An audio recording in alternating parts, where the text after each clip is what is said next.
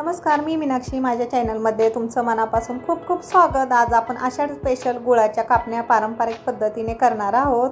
आणि आषाढ महिना म्हटलं की प्रत्येकाच्या घरामध्ये कापण्या, धपाटे म्हणजे थालीपीठ बनवलं जातं. आणि इथे मी थोड्याशा पुऱ्या पण बनवलेल्या आहेत. इथे मी 2 कप गव्हाचं पीठ घेतलेलं आहे. एकदम परफेक्ट साहित्य घेतलं ना तर एकदम व्यवस्थित आणि मऊ अशा महिनाभर टिकतील अशा आपल्या कापण्या होतात. तिथे मी 2 चमच बेसन पीठ घेतलेलं आहे.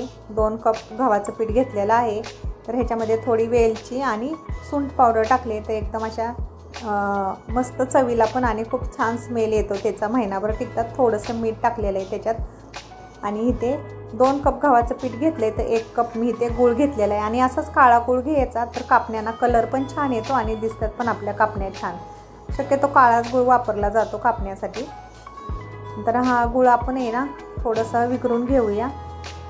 जास्त पण नाही पाण्याला उकळी येऊन द्यायची. थोडासा असा गूळ वितळला की गॅस बंद करून टाकायचा आणि एकदम थंड झाल्याच्या नंतरच पीठ मळायचं हे. आणि थोडंसं मऊन घालूया आपण तेलाचं इथं, म्हणजे कसं मऊ होतात कापण्या, कडक होत नाही आहेत. कधी कधी वाताड पण होतात कापण्या, कारण का आपलं पीठ वगैरे आहे ना आपण कमी जास्त होतं ना त्याच्यामुळे अशा वाताड होतात. मग असं व्यवस्थित सगळं परफेक्ट सामान घेतलं ना तर व्यवस्थित एकदम अशा मऊ होतात. हे मोहन घातलं आहे ते आपण असं थोडंसं मिक्स करून घेऊया. गरम असल्यामुळे मी असं चमच्याने मिक्स करून घेते. आणि नंतर एकदम चांगलं हाताने मिक्स करून घ्यायचं. एकजीव झाला पाहिजे सगळ्या पिठाचा. आणि तेल टाकले आपण, मोहन टाकले ते, आणि एकदम अशा मस्त होतात कापण्या. आणि हे गूळ आपलं एकदम थंड झालेला आहे. गुळामध्ये कचरा वगैरे असतो त्याच्यामुळे असं गाळून घ्यायचं गाळणीनं. आणि हात एकदम असं भरला जातो म्हणून आपण असं थोडंसं सगळं मिक्स करून एकजीव करून घेऊया. थोडंसं असं पातळ वाटतंय मला, तर मग मी ह्याच्यामध्ये थोडंसं गव्हाचं थोडंसं पीठ टाकणार आहे असं पातळ झाल्यावर. आणि खूप गोड झालेले एकदम कापण्या अशा मस्त. पिठाला कलर पण किती छान आलेला आहे. थोडंसं ह्याच्यात गव्हाचं पीठ टाकले मी परत ना. आता आपण चांगलं मळून घेऊया. ह्याच्यात परत नंतरनं पाणी नाही टाकायचं अजिबात. ह्या पिठामध्येच पाण्यामध्ये सगळं मिक्स गोळा करून घ्यायचा आपल्याला. आणि असं घट्ट मळायचं आहे चांगला. आणि पीठ जेवढं मुरल ना तेवढ्या कापण्या चांगल्या होतात. नाहीतर पीठ 10 मिनटं भिजायला ठेवायचं किंवा 20 मिनटं तर कापण्याला एकदम असं कडणी येत ना, अशा चिरा पडल्यागत होतं पिठाला. मग हे पीठ आहे ना आपण 1 तास भिजायला ठेवणार आहे. भिजलं ना की मस्त कलर पण येतो आणि लाटायला पण एकदम असा फटाफट येतात. हे बघा 1 तास माझं हे पीठ भिजून ठेवलेलं होतं. मस्त कलर पण आलेला आहे पिठाला गुळामुळं. आणि अशा लाटून घ्यायचं. थोडंसं लाटायला जड जात असेल तर थोडंसं तेल लावायचं त्याला, म्हणजे फटाफट आपली चपाती लाटली जाते.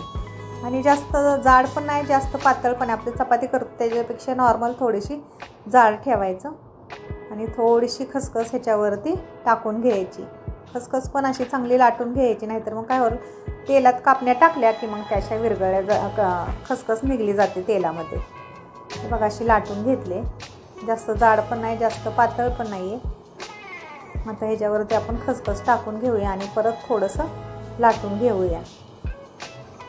तुम्ही तीळ पण टाकू शकता, पण तिळापेक्षा खसखसीने आहे ना अशा वेगळंच त्याला हे येतं,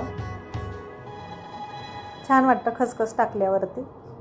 अशी चांगली लाटून घ्यायची खसखस लावल्यावरती.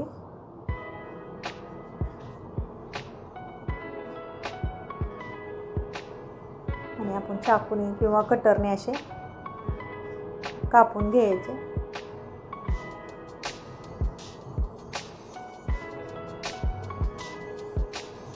मस्त तेलामध्ये एकदम अशा तळून घ्यायचे. थोड्या पुऱ्या पण केलेल्या मी.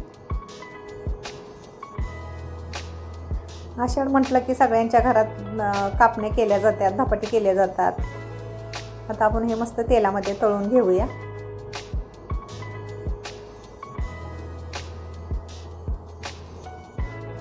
आणि मऊ खुसखुशीत एकदम झालेल्या अशा कापण्या आपल्या अशा आपण आता तळून घेऊया. हे बघा तेल गरम करायला ठेवलेलं. कापण्या टाकताना थोडंसं आपलं गॅस बारीकच ठेवायचा, नाही तर फुल ठेवल्या की मग कापण्या सगळ्या एकदम करपल्या जातील. गुळामुळं काय होतं आणि गव्हाचं पीठ असल्यामुळे जास्त तेल गरम असेल तर लगेचच करपल्या जातात, एकदम अशा काळसर पडतात. कशी वाटली तुम्हाला माझी कापण्याची रेसिपी? आवडल्यास लाईक करा, शेअर करा, कमेंट करा आणि आपल्या चॅनलला सबस्क्राईब करा. हे बघा कापण्यांना कलर किती छान आलेला आहे आणि मस्त मऊसूत झालेले एकदम कापण्या. मस्त अशा करून ठेवल्या ना, आता महिनाभर असं पावसाळ्याचं बरं पडतं खायला घरामध्ये, चहाबरोबर, दुधासोबत. हे बघा मस्त टम पण फुगलेल्या आहेत आपल्या कापण्या. आणि कशी वाटली माझी रेसिपी तर कमेंटमध्ये नक्की कळवा मला.